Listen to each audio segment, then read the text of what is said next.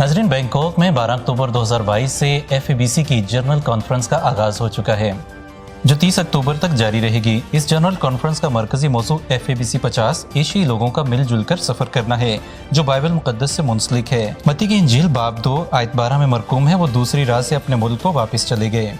ये हवाला मजूसियों की तरफ इशारा करते हैं, जो बैतलहम में बच्चा यस्सु के साथ मुलाकात करने के बाद अपने सफ़र का रास्ता बदलते हैं। बर-ए-आज़म एशिया में ये कलीसिया की एक अजीम और तारीख साज तकरीब है। पापा-ए-आज़म फ्रांसिस ने इस मौके पर अपना खसूसी पैगाम जारी किया है।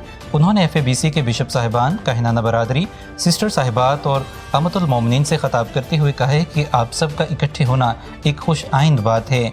उन्होंने मजीद कहा कि इस जनरल कॉन्फ्रेंस का मकसद यकसानियत नहीं, बल्कि इस बात पर गौर करना है कि खुदा का पाक रूह हमें कौन सी नई राहें दिखाता है।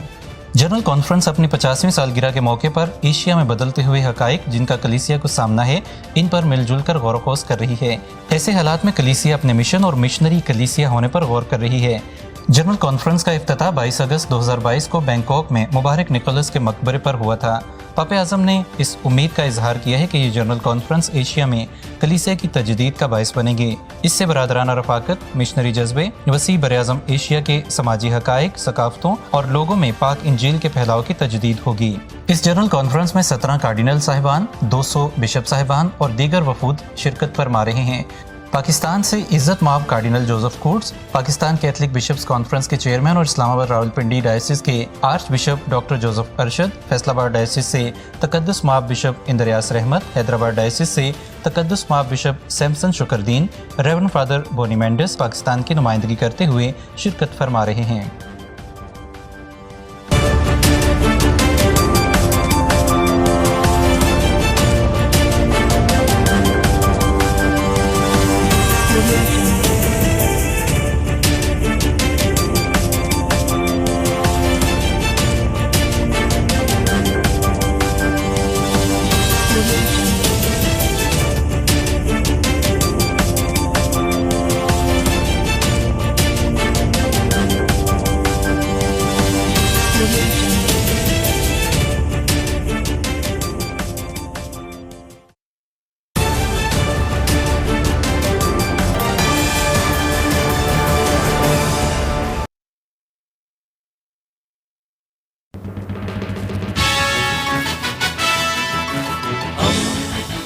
दोस्ती का पैगंबर, रेडियो वेरितास एशिया।